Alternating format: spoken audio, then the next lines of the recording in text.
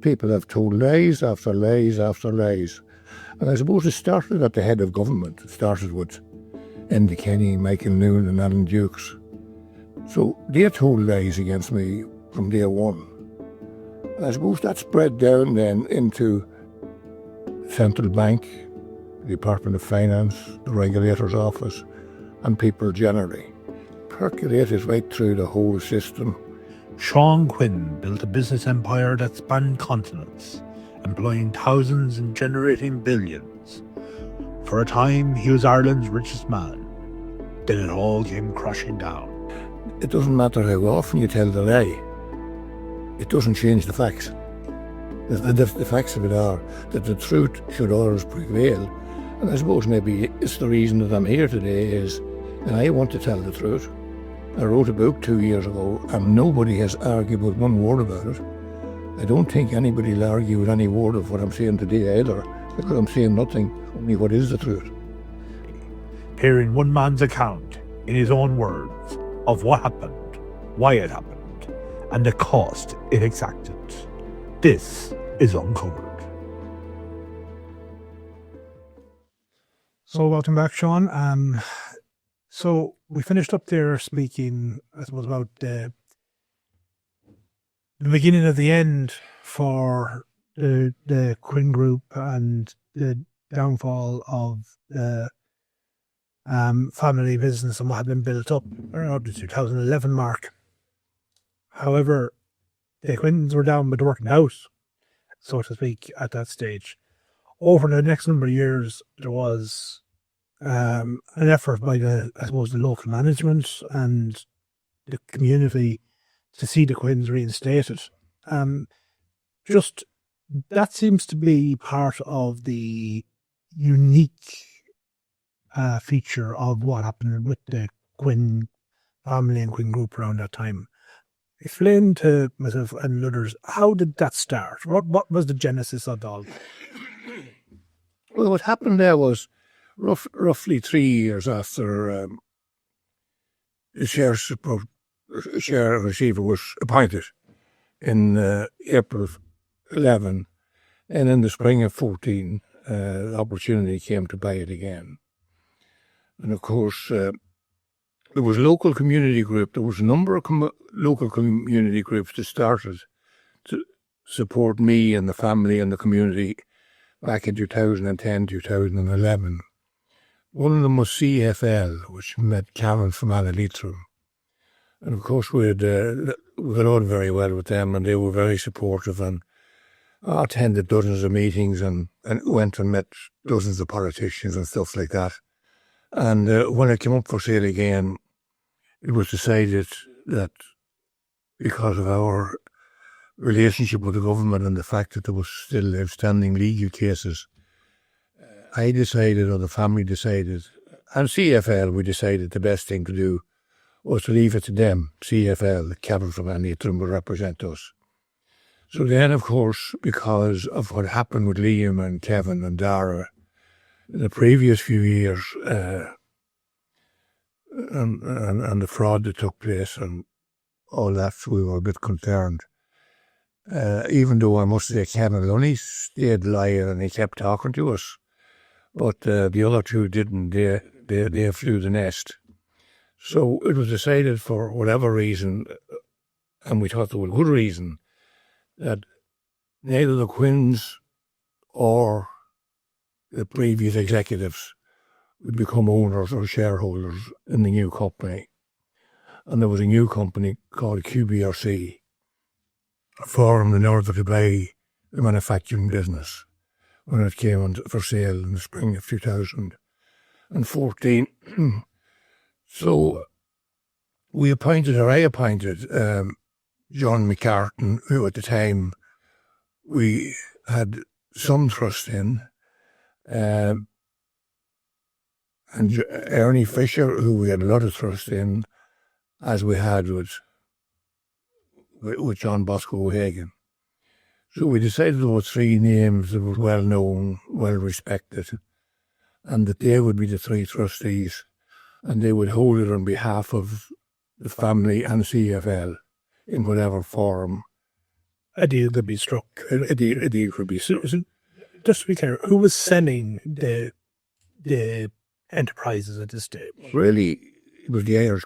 It was the Irish government that was selling them, but it was in the name of the bondholders in America. They wanted out, and when they wanted out, as I said, we appointed these three men who we thought would be. If we had to go for local people, they wouldn't have been as well known, and there was that many supporters, you wouldn't know who, so you could cause more problems than not. So anyway, the three boys were appointed to do it, and used to meet fairly regular at different locations to discuss a way forward and what they would buy and how much money they would raise and what they would do here, there and yonder. And after a couple of meetings, 2 or 3 meetings, John Bosco Hagan rang me to say that he didn't trust Liam McCaffrey, that he had attended a few meetings with him and he didn't trust him. So he invited me down to Mahara to meet him, just to get my position on that. And I said, well, no, I don't trust Liam either. Well, that's the reason we have appointed yourself and Ernie and John McCartan. We don't have to trust them. Usually the 3 shareholders, I'll be running the business and the other 3 boys will be the executive, so we shouldn't have any problem with that. So that went on. That went on for a number of weeks and months, and then it turned out that they couldn't raise the money to buy the manufacturing part of the business. Okay, so what mechanisms were they looking to raise money through at that time? Well, the banks or some of the hedge funds to come back in, or in whatever manner or means. But funny enough, there was no problem raising the money. The money was easy raised because I had a friend of 30 years at the time by the name of Val Flynn over in England, and he raised all the money for me on the first cement factory, and there was no problem raising the money for this because, as I said earlier, we're the only 2 new glass factories in Britain or Ireland, and we had cement. We had a good company, and to raise 1.15 billion against 2.5 billion of assets would not have been difficult. But because of the sabotage that had taken place in the previous 3 years, banks didn't appear to want to come in to work with strangers. Right. So what kind of sabotage are we talking about? Just to refresh people's memories. I know they're not really fresh in... Well, there was the area, there was diggers burned out, there was tarmac plants burned out, there was houses burned, there was wind farms burned, there was a lot. There was reported there was maybe 40 or 50 acts of sabotage committed over a 3-year period. During that period, Paul O'Brien was managing it between 2014. Between 2011 and 2014, there was quite a number, so obviously nobody was going to be happy coming in until they would see who was who and what was what. And I suppose the fact that I had managed the business or founded the business and built it up over a 30-odd year period, they weren't going to come through without myself. Right. So at least that's what they would have told me. Right. So at this point, the path to stability was seen as taking Sean Quinn back involved in the acquisition of the business. That he would pull the local support and the local staff and the community with him, which I no doubt I would have. So when they couldn't raise the money, but they weren't going to bring Sean Quinn in, namely myself, and the reason was, well, sure, if we bring him in, what's he going to do? Is he going to sue the government? Is he going to sue us? Because it was the Irish government who were in charge here. And sure, if we bring Sean Quinn in, is he going to sue us? Or what are we going to, where are we with all of this? The one objective we had in all of this was to get the Quinns gone for good and for all, forever. Out of insurance, out of business, get rid of the name, rename every part of the business, and get the Quinn name off the map. So there's no doubt in your mind, as we sit here today, that it was an objective of the Irish government at that time to wipe the Quinns from the history books. No doubt about that. No doubt about that. No doubt about that. What's the proof? Because the name has gone from everything. They got rid of the name as quickly as they could. So now they can't let Sean Quinn or the family back in. So they can't raise the money without the Quinn involvement. And it wasn't just that the Quinns would turn the act around at home. We're not saying that. Well, it was the fact that we've been there for the previous 30, 40 years. I suppose my father come back maybe 150 or 200 years in the area. And I'd like to think we're reasonably well respected, and it was seen as Quinn company, and that people didn't want to support it in any great way if it was going to be in foreign hands. So anyway, the long and the short of it was that the government wouldn't allow me in, or didn't allow me in. Of course, the executives didn't want me in either, because they knew that they were part of the whole conspiracy and the whole break-up of the company and the whole share support team and the whole stealing money and all this sort of crap. So nobody wanted us back in. So what transpired then was that it was a small part of the business, maybe 15% of it, the cement and packaging, was sold to a man by the name of Gary Wilson from Belfast at a price very cheap, maybe 30-40% of what it was worth. It was sold very cheap to him because I suppose there wasn't many buyers in the market. There weren't many people wanted to take the chance, take the risk. So that was found out by government or whoever went through. I don't know how it went through. Over this period of, there was a deal done with him signed up on the 6th, 7th or 8th of July 2014. But then there was a bit of panic. And all of a sudden, Gary Wilson could get into his car, come up the road, talk to Sean Quinn, and all of a sudden Sean Quinn was back in. Okay, so there was no exclusionary clause in his purchase. He was buying it cheap because he was taking the risk. But the image, as far as you can see in government circles, was there was nothing stopping him doing a deal with Sean Quinn after the fact. I couldn't say that. I can't say that. But it would appear that way. But whatever it was, anyway, the decision was made that Alan Dukes, who at this stage had left Anglo for 17 months, he left in February 2013,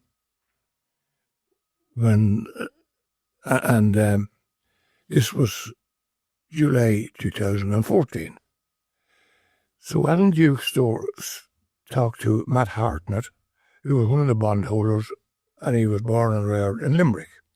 Yeah, so this is interesting that there's quite a significant Limerick connection developing here at this stage in the saga. I.e., the Minister for Finance at the time is from Limerick. Mac Hartnett, a representative of one of the major one of the Dinkin Street. Brigade, yeah. There are others as well. John Moore, who's the current Lord Mayor of Limerick, he was appointed to the board, but I think he was appointed to the board once the fraud went to a certain level. Leo Varadkar's Taoiseach attended meetings, and then John Moore was appointed to the Quinn board, Marriott board or whatever board it was, to try to dampen down this. Try to sort it out. Try to sort it out. But anyway, what they done at the time was that Matt Hartnett obviously brought two other guys with him, two other companies with him, got this deal sorted out, and it was sold to them for 39 million less than had been sold to Mark. Gary Wilson. Gary Wilson. So that was fine, and the deal was done with them, which I have a copy of. The deal was done with them was that there was two deals, there was two big documents done, one for 6-7 pages, another one for 140 pages. And the deal was that if they could get rid of the Quinns, sell all of the assets, and manage this 15% of the business for a number of years. Get rid of the Quinns, sell the business, because there was 46.2 million there for them. plus big salaries in the meantime. So that was the deal. So in order to get that done, they must have had a fairly tight agreement done with Gary Wilson, because they had to pay him compensation to break the deal. So there was a compensation element for him to step back out of the equation. Correct. Correct. And leave it in the hands of the bondholder. That's right. So then they bought it very cheap, and they paid me £500,000 a year to make a fool of me, to bring me in and say that I was going to be running the business, and I'd be in charge, and in time they would pass the business over to me. When we got the 141-page document in December 2014, it was as plain as the nose on my face, was the business could never, ever go back to the Quinns. And that it went so far as to say that Sean Quinn would have to get permission in writing from one of the directors in order to buy a meal for a customer. And not one person was reporting to me. So in the space of weeks, they had me totally excluded from the business. And then, of course, the fraud started. And fairly substantial, proven fraud. Proven. Then and now. Money, plant and machinery, machines, loads of steel, lots of stuff. For example, there was £16 million worth of 3 manufacturing machines were stolen that cost £16 million. So there was a world of stuff being stolen. Myself and Dennis Dugan wanted this fraud investigated. So what role were you holding at this point, if any, in the company? Sorry? What role, if any, were you holding at Zero. I was appointed. I understood I was being appointed to manage the business. But that was not And I went as far as hiring 6 people to help me to manage it. 6 people that had left the company in the previous 3-4 years. I brought the six back. It helped me to run it. But it turned out, with the 6-page document and then the 141-page document, I had no role. Couldn't even buy a meal. So I wasn't invited to one meeting, not even one meeting. So then the fraud, as I said, started, and when we wanted it investigated, right, we were both sacked. So as soon as yourself and Dennis Dugan sought to have fraud investigated, you were both. We met the bondholders at the time, and the bondholders denied that there was any fraud. And sure, of course, it was simple. Sure, the money was stolen. Sure, that's it, and the steel was stolen. Sure, there wasn't any doubt about it. But the guards of the police refused steadfastly to investigate it. And at the time, it was so barefaced that there was Quilcha, which is owned by the Irish government and is the biggest landowner in the country with forestry. Kevin Lunny wrote to them to see could he get a right of way through their land. And they said no, there was no right of way through his land, through their land. And a number of farmers told him at the same time, wrote to him at the same time, that there was no right of way on the land. But the Garda in Ballyconnell and the police in Northern Ireland, and I have the report from our health and safety manager, 6-page report, and the Garda and the police both go along to supervise or add security when these guys went and bulldozed rocks, gates, steel barriers, and everything out of the way to make a pass. Just 10 days after Wiltshire had written to them that there was no right of way on it. So Wiltshire wrote to them on the 1st of July, and on the 11th of July, they ripped everything out of it with the police and guards supervising it. So explain what were they trying to gain access to? What was the... They were trying to get access to a wind farm. 2 wind farms, in fact. One owned by a French company the big one that I built in 2008, and a smaller one that we had bought and was taken off us, of course, and another one that the Lunnies themselves built for their own use. And of course they were using this same illegal right-of-way, which the local farmers and Quilsha said they had no right-of-way on. This is all in writing. So the bulldozed all out of it, and the police and the guard supervised it. And John McCartan arranged that with the guards and blew about it to a newspaper maybe 4 or 5 years later that he wasn't long sorting it out. He got the guards and he reported Sean Quinn that Sean Quinn was trying to block an entrance to the wind farm rather than telling them what did happen. And what did happen was they broke down barriers and gates to gain entrance illegally. Right. So this was over state land and over private lands. This all happened. Both, yes, state land, yeah.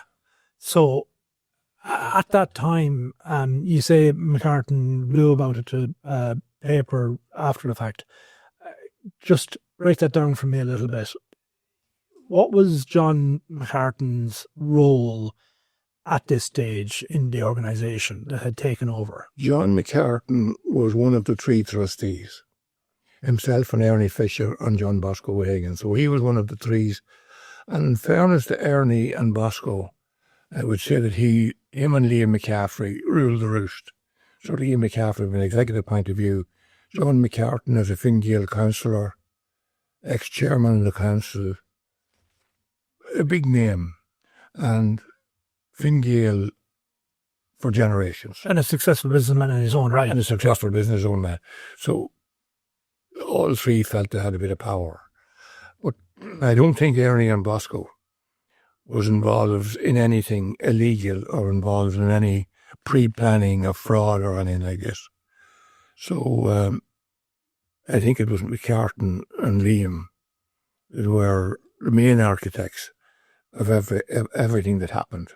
Because in fact, the week before the 1st of July and the 11th of July, during that week, between the 1st and 11th of July, John McCartan and Liam McCaffrey would have crossed to England to meet the bondholders.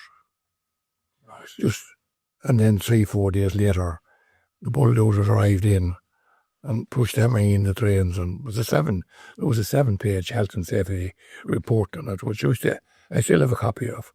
But so what we're talking about here is a situation where, just to try and encapsulate all this, because there's quite a lot to wrap your head around. The new organisation or the new venture is established with the stated objective being to get the Quinns back in control of their businesses. Correct. As it transpires, the people who you trusted to make that happen betrayed the trust that you had put in them. And when the final document was seen, it was quite obvious that the figurehead that they were trying to use to stabilise the situation, being yourself, That's right. had no real power whatsoever in the company. No. You just led me up the garden path. And I suppose I have to say I was super to fall for it. But I did. And what was going through your head at that time? Why did you feel you... What went through in my head at the time was, well, look at it. It's only a small part of the business, but at least it'll still keep the family safe and well and very profitable. Because I had no doubt that we could maximise the profits of the business if we had to get involved. Because I suppose in 37 years, that I was 38, whatever it was, that I was managing the business, there was never a year that we didn't expand the company and have a new project, sometimes 2 or 3 new projects, but all was one. So I had no doubt we would rebuild the company into very successful. And even without the insurance, we still have been well off. Right. So the facts were, we were after losing the big battle of the Quinn Group and the insurance. But we were still going to have enough to leave us in good shape. Right. So it was It was a good fallback position. right. So I think that sums it up nicely. It was kind of going back to brass tacks, going back to the roots of the small end of the business, maybe honest. Those divisions that perhaps you would have been inclined to sell off as the business had been growing. But I mean, these two men, McCartan and Liam, now, they were unbelievable because, I mean, some of the stuff they got on with wouldn't. I mean, McCartan went and told the guards that I was involved in criminality. That we get somebody killed for £10,000. That I told him that I could get somebody killed for £10,000.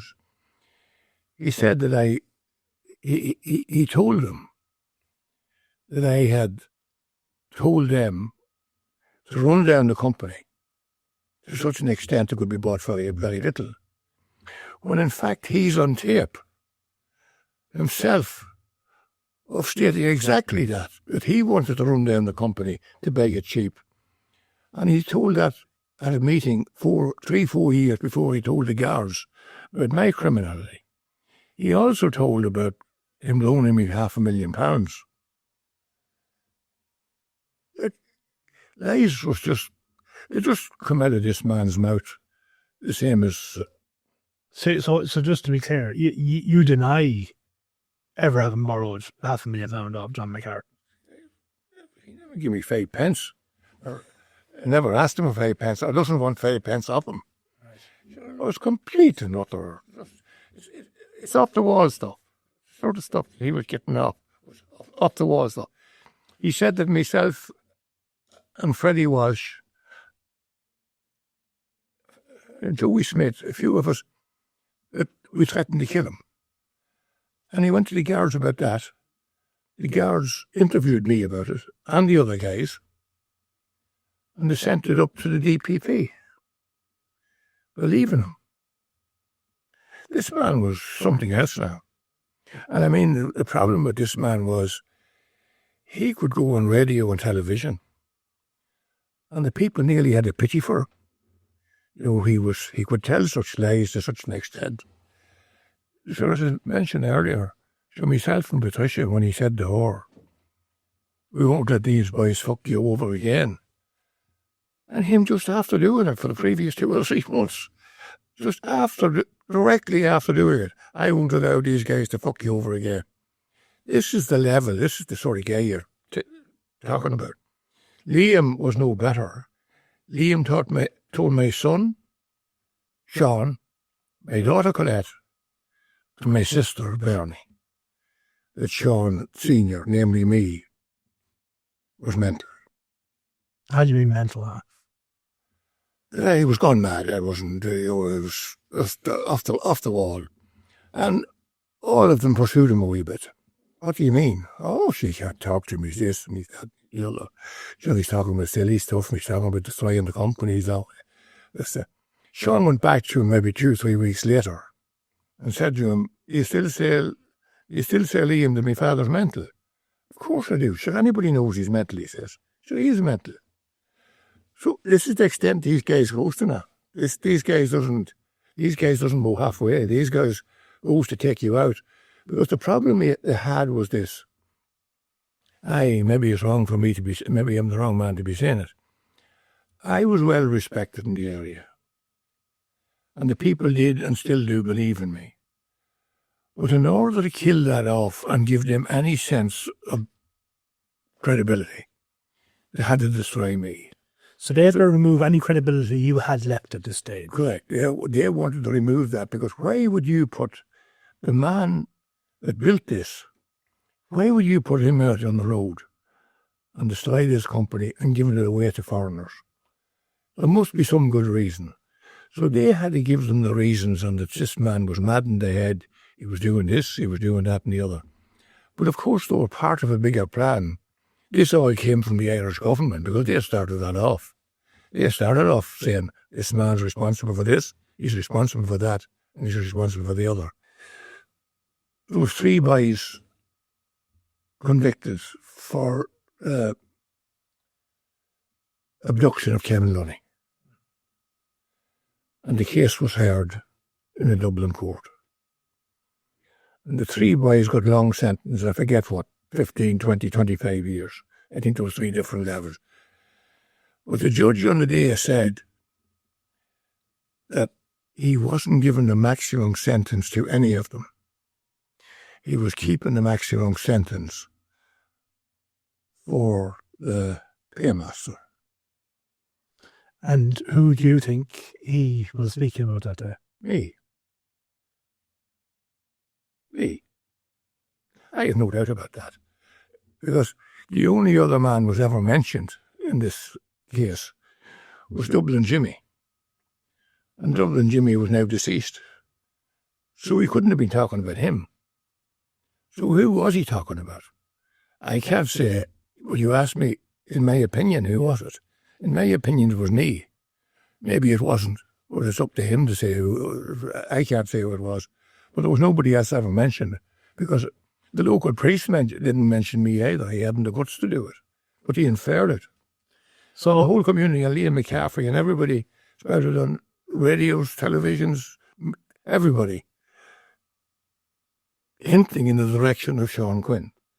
So, and even though my name was never mentioned in the court, and the court case probably went for a week, I don't know. The inference was there. The inference was there, and this is what the judge said at the end of it. He was keeping a maximum sentence for the paymaster. And just, I suppose it's important to have, at this juncture, to clarify, have you ever been charged with any crime? No. Nor forced out of the murder? I was never charged with any crime. The only time I was ever blamed for doing anything was stealing my own assets. And that was civil contempt as opposed to criminal. Civil contempt for assets that I bought and paid for.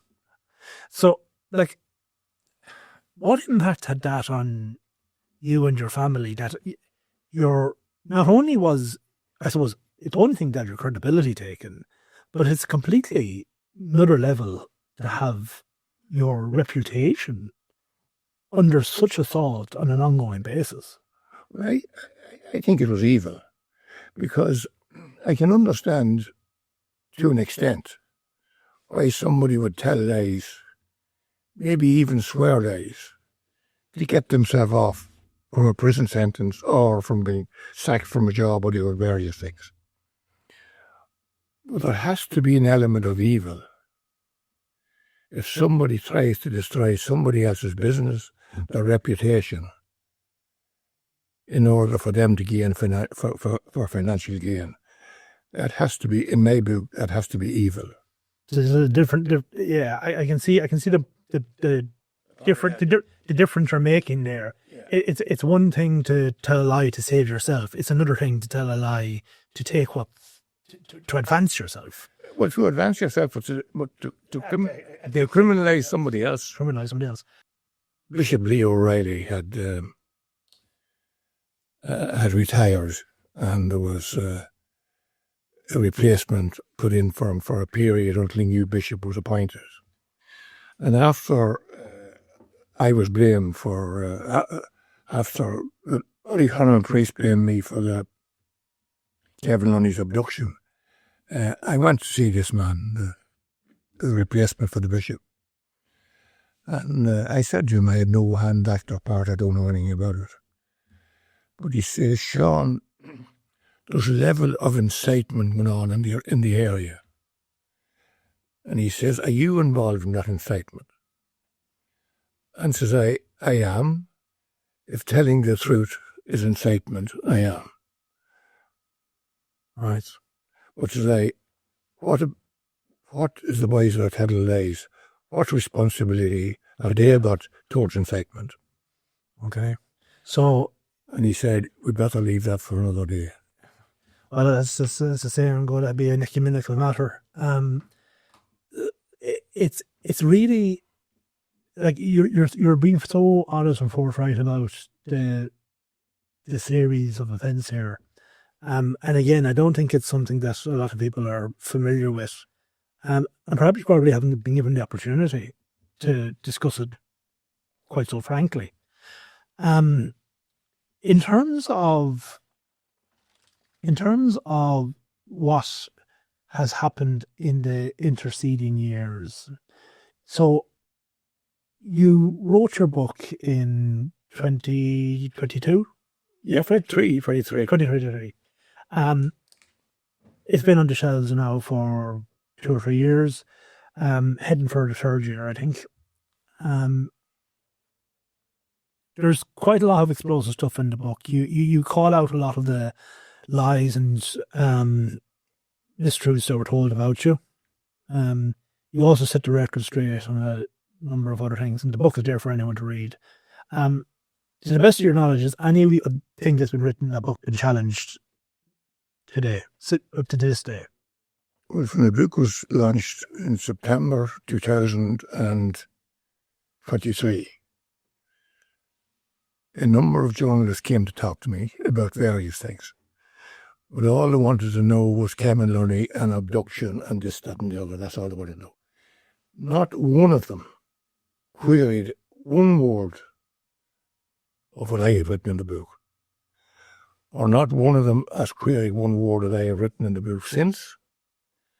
And nobody, and I mean nobody, has queried one word. Media, private individuals, nobody has queried one word in the book. And I don't expect they will, because I don't believe that there's one word in it that I can't stand over. Now, I don't believe there's one word that I'm telling to you that I can't stand over. Yeah, and just before we move away from the Lunny situation, is it safe to say you were investigated at the time? No. You weren't investigated at the time? Ever? No. Because that would be an assumption many people would make.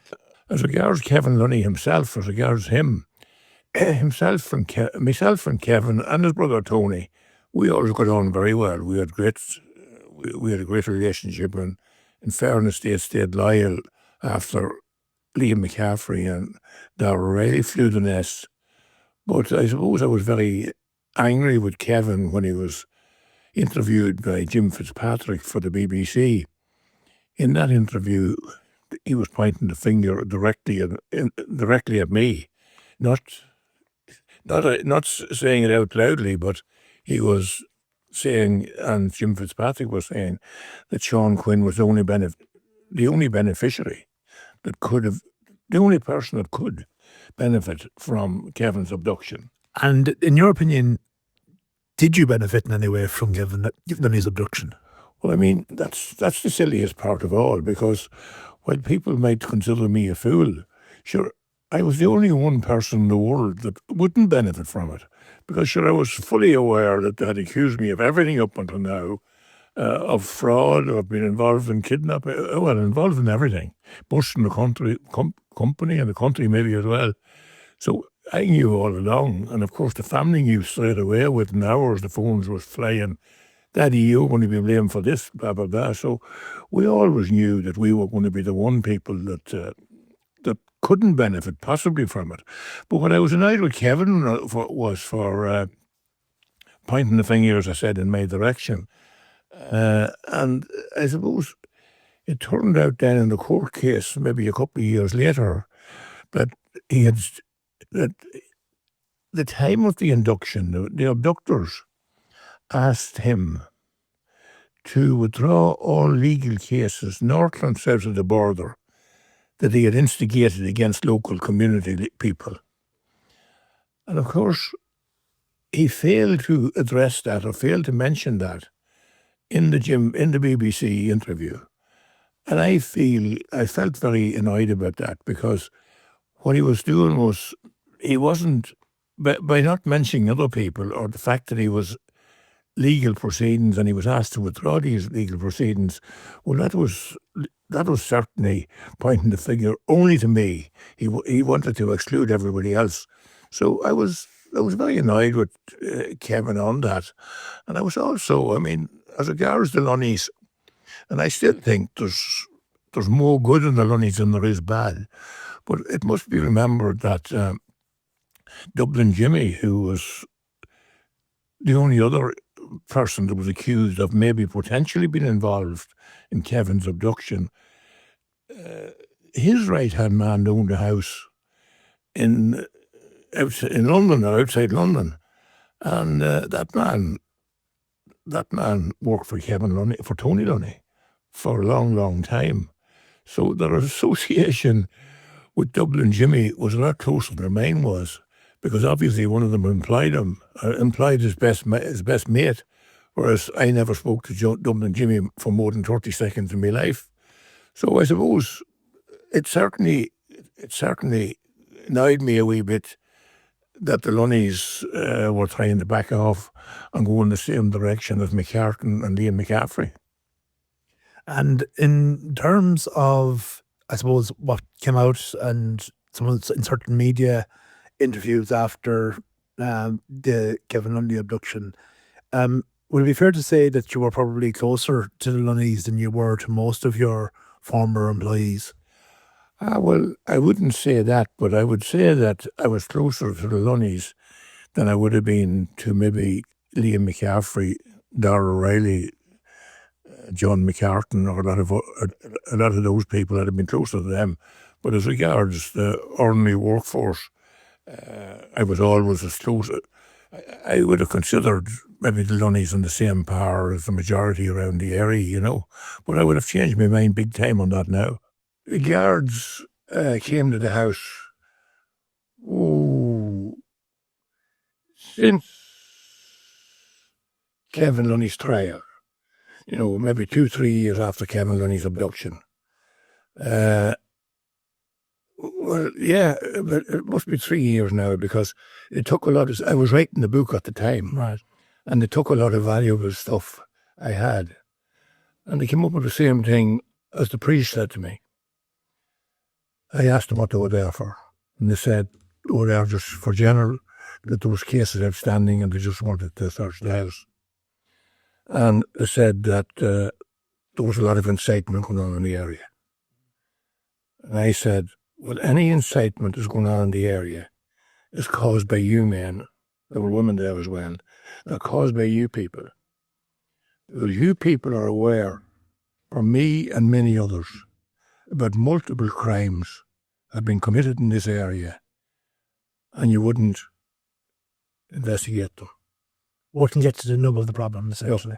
And I said, I myself have given you evidence, sure, clean evidence, of where there was multiple crimes of millions, tens of millions of pounds. And I said, I even give you evidence of a case with CRH, where there was credit notes of hundreds of thousands of pounds given. And you've never even thought it worth your while to investigate. But you did investigate, apparently. CRH, you received the credit notes. Because a man retired at 51, a director retired at 51 years of age, but in a few weeks after I give you boys his name. But is never one near anybody of the 12, 14 names that you were given by me and others. You never investigated any of the local community who were involved in this criminality. And where did that veil of protection come from, in your opinion? The overarcher. Handed down from Enda Kenny and Michael Noonan. What do you call her? The Minister for Justice from Meath, Helen McEntee. I said, we have a story, and the story is that the Quinns are gone or going, and we don't want to ever see or hear them again. And anything that is involved, anybody who's involved, cover up for them. Keep Liam McCaffrey, John McCartan, and these guys all safe. No investigation as regards ex-government employees from the regulators off the Department of Finance. Keep everybody safe. Just pointed in one direction and one direction only. Wins. And keep everybody else safe. And John McCarthy, I wouldn't think he was the worst, in fairness. It was Kenny and Noonan before him. It was just handed down to him. But he was a very good friend of McCartan's. McCartan claims he slept in his house. He attended board meetings. It must have been him appointed John Moran to go on the Quinn board. I mean, a man from Limerick going on a Quinn board, an ex-man of Michael Luna's, he was Michael Luna's right-hand man. Surely there must have been some basis for why was that needed? So, I mean, everything finds out in one, but there was so much done. There can be so many holes found in it. And so many inferences drawn from not just what's said, but what hasn't been said over the years, and not just what has been done, but what hasn't been done over the years. I actually met Drake once in my life. I was in the hotel in Castleknock, and I just seen him standing over a few yards from me, not far from me. And I went over and shook hands with him and congratulated him on becoming Taoiseach. And he said, "How are you, Sean?" He knew me, which I was surprised at. He knew me, and he said, "How are you, Sean?" Spoke and said, "I wish you well. I'm not going to waste your time." He says, "You built a fine place down there." He says, "John McCartan was showing me around it there very recently." Right. This was referring to what place in particular? The manufacturing business, yeah. Which of course the McCartan and Go had taken and control of at this stage. Yeah. But when this was all when all of this was done, all of the directors said that this wasn't being done for themselves, that it was done through CFL, between them and the Quinns, whatever way they would argue it out. I was happy to trust CFL. I had no problem with them. So between the Quinns and CFL, every director in the place, every one of them, the three trustees, John McCartan, Ernie Fisher, Bosco O'Hagan, and they're on tape, by the way, as stating a year and a half after they were appointed trustees, a year and a half after, they said it was always, and that's recorded on tape. John Bosco O'Hagan saying that. Ernie Fisher and John McCartan came in behind them to say, likewise, we were never doing this for ourselves. We don't want anything out of it. It was always done for the Quinns. So, and we always buy, and junior directors the same. They told me that this wasn't being done for themselves. This was done for the family.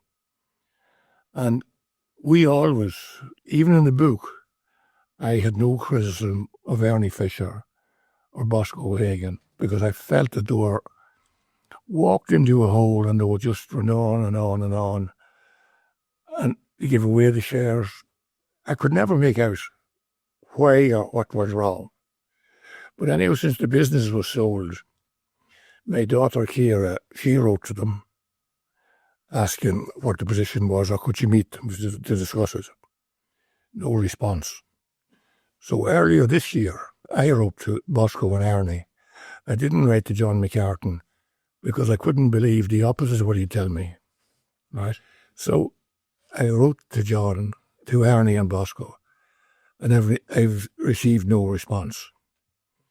So at this stage, I would have to say that there's a big problem there because if Ernie and Bosco were fooled and they walked down a path and they walked in the holes, at least they should have the balls to meet me and tell me and talk to me and say, well, this is how it happened. This is why it happened. This is why we moved away from the family and we done this with the shares or whatever. But surely, to me, the silence is deafening. And in my life, I was never afraid to go and meet anybody to discuss anything. Because if you're a man, you're a man. And you stand over what you do and what you say. But you never hide from it. So I'm afraid my confidence in Ernie and Bosco. And I mean, Ernie's brother Bertie, him and I were like that. I carried him to his grave after he was killed in a very sad accident at one of the pallbearers. And I think that he would turn on his grave if he knew what his brother done to me. Yeah, and I sense in your voice that you don't so much apportion blame there as you do the lack of forthrightness in addressing it now. Like, I don't think you believe there was any malice there. Is that fair to say? Certainly there was no malice at the beginning, no. I don't think Ernie and Bosco, when Bosco rang me to say that he didn't trust Liam McCaffrey, I said I didn't trust him either. Bosco has been genuine.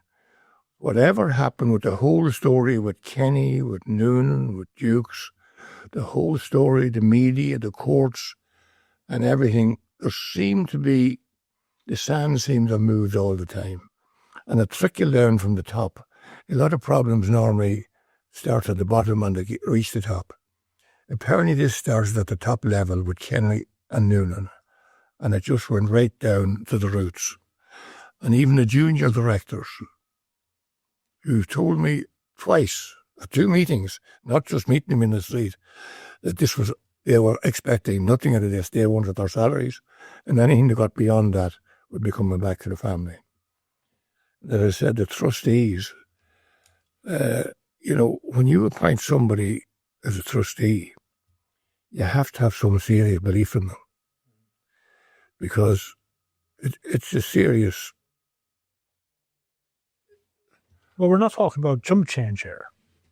But we're still talking about multi-million euro. We're talking about hundreds of millions. And for somebody to take on the responsibility, if you think of what a trust is something that you are given to control and you're entrusted to hold it for somebody else. A lie doesn't become the truth, wrong doesn't become right, and evil doesn't become good just because it is accepted by a majority. And that's Booker T. Washington, an advisor to a number of US presidents. So, Sean, why did you choose that particular quote to be included in the cover of your book? Well, the reason I've picked that quote, Emmett, was that the amount of lies have been told over the past 14, 15 years regarding the whole Quinn thing is unbelievable. I don't know, is there any story, I suppose it's the fact that I'm closer to this one than any other one, but I have never seen anything like the amount of lies that have been told in this story. And I suppose probably, in my view, the biggest injustice was done by the government themselves. Because they knew, when the day they were taking over the Quinn business on the 14th of April 2011, and they sent 110 people into Northern Ireland to take over a business who had doubled its profits every 3 years for 36 years, and never borrowed a penny from Anglo-Irish Bank. The manufacturing business never borrowed a penny from. That was done by the bondholders. That was financed by the bondholders. And yet, on that day, the Irish government took over that loan, those loans of 1.1, 1.2 billion. And the only reason they took them over was that they wanted to be in control and they wanted to make sure that Quinn would never get back in or never be able to tell the true story or never have the money to tell the true story. Fair enough, Sean. And I think that kind of sums up your own thoughts and opinions in relation to what remains to be investigated to this day. Yeah, but sure, this is the funny thing about it. Or it's not funny. It's laughable if it wasn't so serious. And everything closed up. Everything closed up. I mean, there was the Accountancy Board of Ireland. They were investigating. They were stopped. I was stopped of giving evidence. Judge Peter Kelly wouldn't allow me to give evidence. As soon as they took over the business, they appointed Paul Gallagher, the ex-Attorney General, the man who was Attorney General during all these frauds. They appointed him to defend what I would consider the indefensible. And he asked, as I said, Judge Peter Kelly to not allow me to give evidence to the court. Judge Peter Kelly obliged him and didn't allow me to give evidence in the court. Those, as I said, the Accountancy Board of Ireland, they were investigating Liam McCaffrey and Dara O'Reilly's ability to continue as accountants. They were stopped all of a sudden. There was Anne Nolan, misinformed, the Department of Finance, she misinformed. The late Brian Lenihan, that wasn't pushed. Nothing was pushed. Everything was just left sit, and whatever happened, and nothing was investigated. This is again a unique feature of the Quinn saga, and I hope you don't mind me referring to it as that. It seems to be that at every opportunity that you've trusted people, that trust has been betrayed in some way, shape, or form. Well, certainly, I trust a lot of people, and I have done it for 70 years. And I'm not going to stop doing it, because I think if you have to be looking over your shoulder and you feel that everybody's a thief and everybody wants to kick you on the ground, you're going to be a very unhappy man or a woman. You're going to live a very unhappy life. And I'm not going to die unhappy. I'm going to be, in my last few years I'd like to think I'll enjoy it. I'd like to think I've done some service to the country, the community. And I feel that the people that betrayed me and stole my assets, I think they have a bigger problem than I have. Yeah. Do you feel the weighs on your conscience at all? I do often wonder about that, because some of these guys go to receive Holy Communion every Sunday. And you'd think the butter wouldn't melt in their mouth. So I'm at a loss. But I can tell you again that both myself and the family, I suppose we've become accustomed to it, whether there's a debt in the family or whatever. And this is going on now. When this started was May 2007, when shares in Anglo-Irish Bank went down, I forget what, but significantly. Cost us tens of millions of pounds anyway. May 2007. So that's 18 and a half years ago. So, look, you get used to it. And I don't think I have another 18 and a half years to go. So there's no point in me panicking about it now or worrying about it. But I think I'm getting tremendous satisfaction from telling you the true story, because I do think that the generations comes after me. I have 14 grandkids, and I think they're entitled to know the truth. I think the people that have supported me from all over the country for the last 15, 16 years, I think they're entitled to know the truth. So I think this is going to take a weight off my shoulders.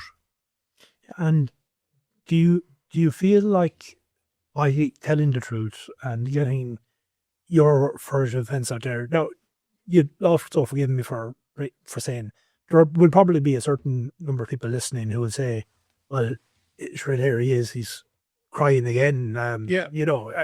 Woe is me, poor old Sean. Poor me. Poor me. But that you're not, that doesn't seem to me to be your motivation. It seems to be closer to,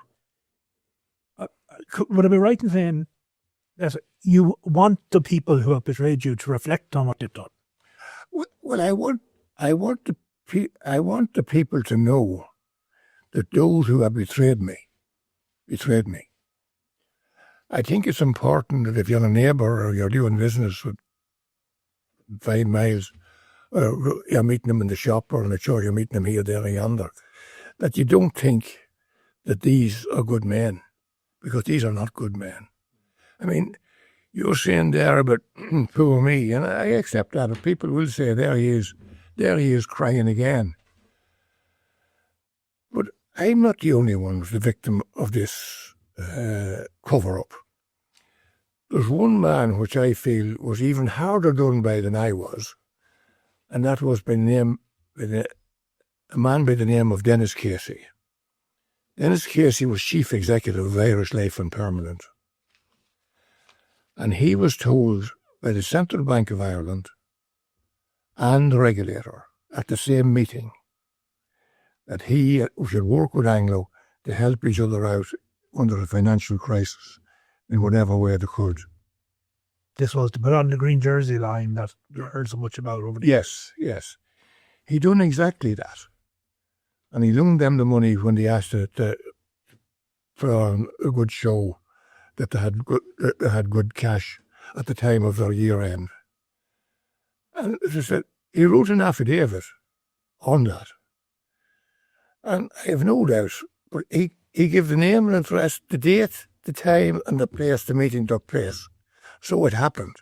And by the way, a number of journalists have stated the day, the time and the place where he was told to do what he done. What happened? He was put in prison for doing what he was told to do. Now that's an absolute disgrace for any democracy in any country,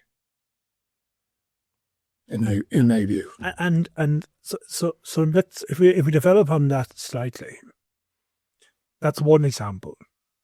But we touched on earlier today on some of the other people who were in business who were, I suppose, Paddy McKillen and Michael Kelly and Liam Carn or whatever. we named what a handful of people there. But there was thousands of others.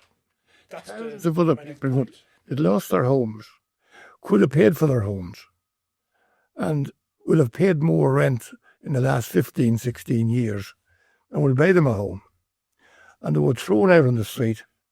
The houses were given to American hedge funds, and now it would cost twice as much or 3 times as much to build the same house now today. Absolute disgraceful.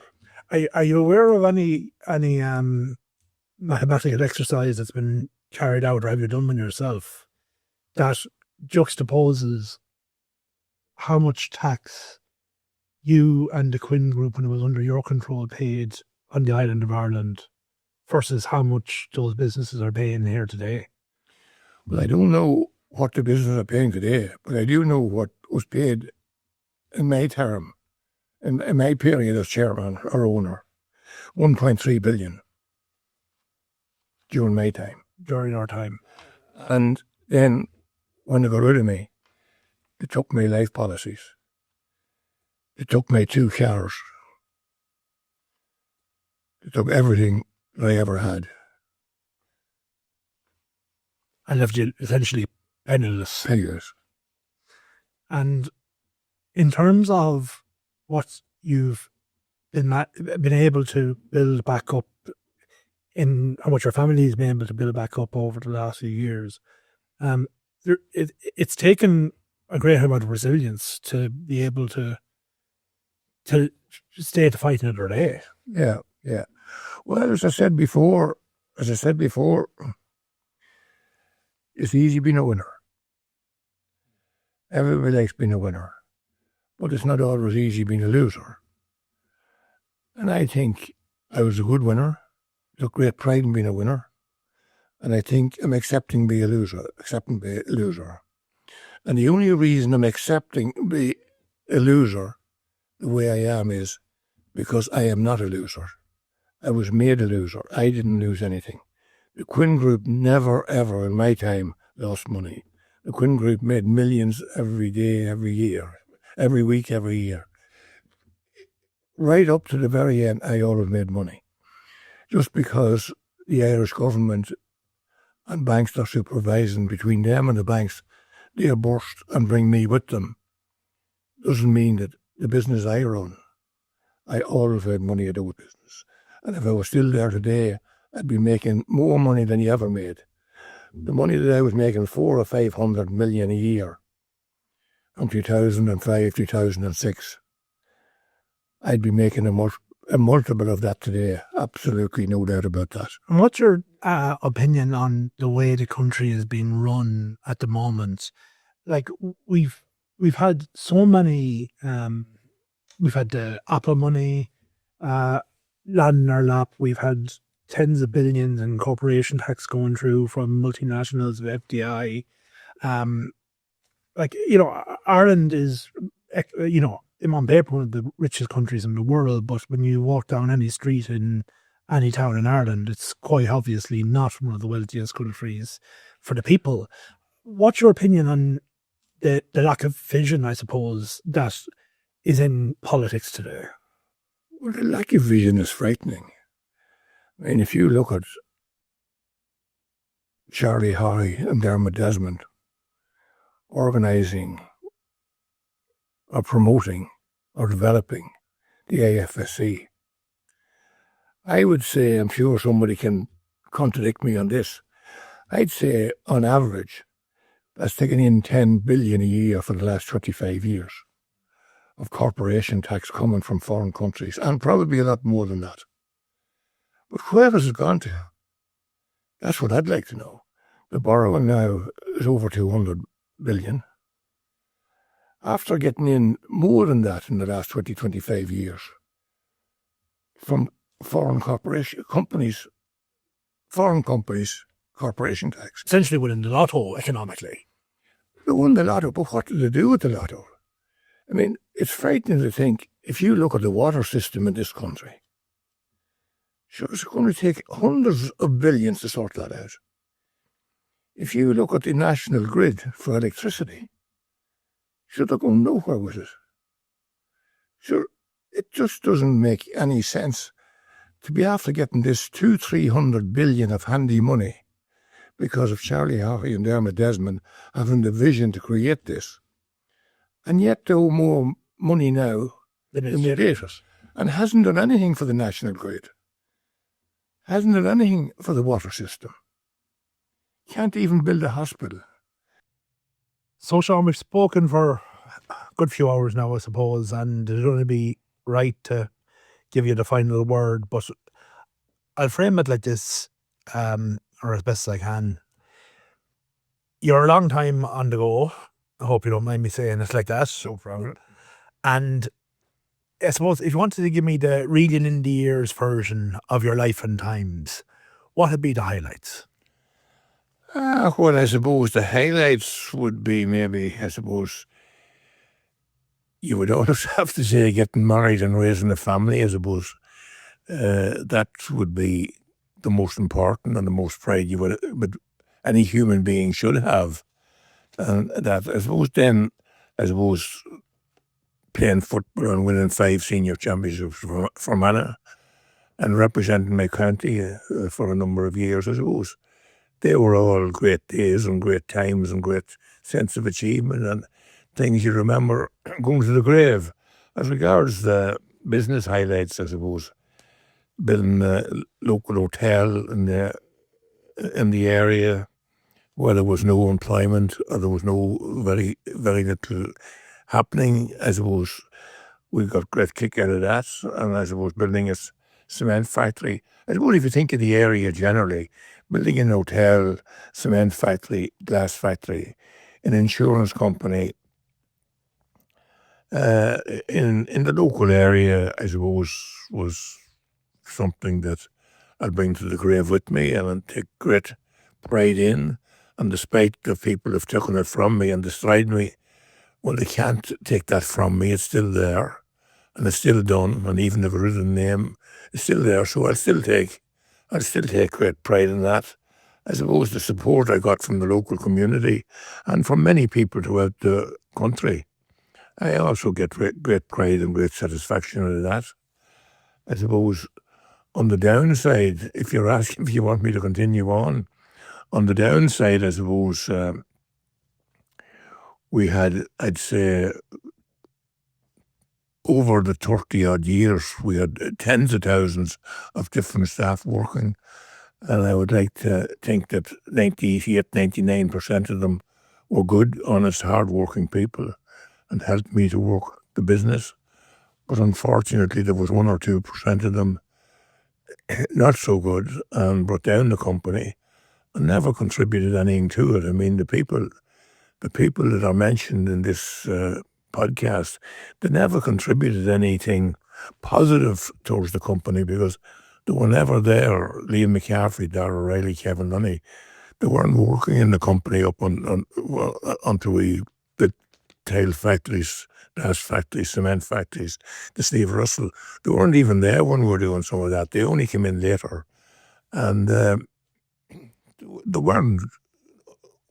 were only involved in the administration. They were never involved in running the company. And sure, we all know what happened with the administration. But it's interesting that some of those people would still feel, and some of the articles you would read or hear about would indicate that they were important players. But I can't think of anything that any of those three men ever contributed to the company. So it's unfortunate that the thousands of people that work for us, honest, hard-working, good people, that built a tremendous business in a very poor area, and it was all destroyed just by a few people. It was unfortunate. That's the downside. I suppose the bigger downside would maybe be that the Irish government, who you depend on to keep the law and to keep you right and to make sure that justice is served, has proved that they didn't do that. In fact, rather than serving justice, they served injustice. So those are the ups and the downs as I see them just off the cuff in a 2-minute spell. And I suppose if we were to look back on the last 15, 20 years and what has happened to, I suppose, your name, your reputation, in a more global sense, is there anything that you would, I suppose, like to tell those that are listening to this podcast, any mistruths or anything that's been omitted in the public record so far that you'd like to have included? Well, I would like if justice was still served, and I'm not asking for any money or anything like that, but I think there's a duty on the government to regularize matters. I mean, we were put in prison for stealing our own assets. Sure, that has to be wrong in any society. And just because the Irish government felt that they had some claim on them because they were given to them by a proven criminal, doesn't mean they knew at the time that they didn't own those assets.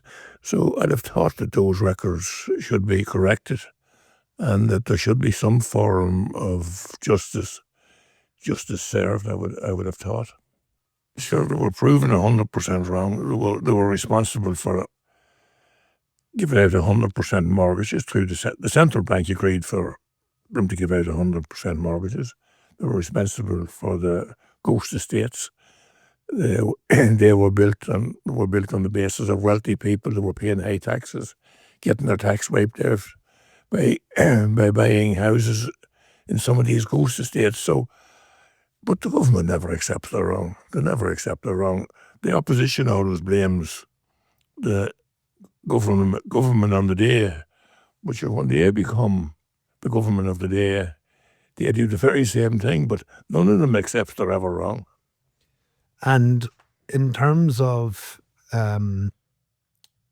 you're obviously have very little in terms of expectations of politicians, but if there was anything that could be done or you feel should be done at this point, if I was to push you for one thing that you would say would give you some solace at this point, what would it be? Well, the one thing that I think would be was that I was put in prison. I wasn't put in prison in the wrong, and I would ask that the record would be improved. The record would prove that I was never involved in anything illegal in my life. And I think for that to be in the history books that I was involved in any illegality, I think is totally wrong and should be corrected.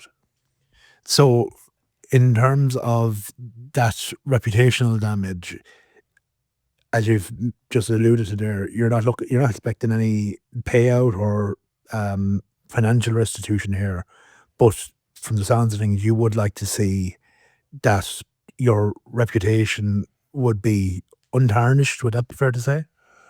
Well, that's the only thing I can bring into the grave with me. If they give me 100 million in the morning, I can't bring it to the grave with me, but I can bring my reputation to the grave. And I think for any government or any priest in Ballyconnell or any Kevin Lunny, Liam McCaffrey, Darrell O'Reilly, Michael Noonan, or anybody else to tarnish anybody's reputation, knowing it was wrong. I think shame on them. Sean, thank you very much for all your time and for being so generous with your time. Look, we've obviously had there's been a lot of accusations and allegations made throughout the course of the podcast. I'm sure there'll be more than a handful of people who will want to respond or feel like they're entitled to have the right to reply. And from the Uncovered Podcast perspective, what I will say is this is we remain an open platform. Anyone who wants to dispute anything that has been raised or said or correct anything that's been put on the record here, in the same way that Sean has been given the opportunity to put his side of the story and his honestly held opinion forward, we won't stand in the way of anybody bringing forward their own evidence to contradict or to put that there. So that is an open invitation to anyone who wishes to get in contact. Hello at uncoveredpodcast.com is the email address, and uncoveredpodcast.com is the website where you can find links to all our channels. Sean, thank you very much. And if there is the need for you to come back again another day and have a chat with us, I presume you'll be happy to do that. I would indeed. And just in finishing, Emmett, I would like to thank you for the hospitality you've shown to me in the very fair way you've went about the podcast. I think I really appreciate it. And I also appreciate the assistance that Mervyn Feeney has given us through this process, his work rate and his time, and the amount of time he took out from his wife and family is unbelievable. So it goes to show you that there's still some very good people in the world. I would also like to pass on a word of thanks to Freddie Walsh and that for the assistance he has given us during this period. And sure, as you said, if there's anything else comes up, as I said already in the podcast, I'm happy to stand over anything I've said. And if there's anything you need for me to come back on, I'd be more than happy to do so. Thanks a million, Sean, and all the best for the future. Thank you. Thank you. Sean used to regularly spot people in factories and say, there's a fellow that could improve himself if he got a chance for further education. And so he'd encourage guys to go to university or to go to night school in Enniskillen or whatever. And he'd inquire, how are you getting on? And this would bring about promotion for very many of his workers.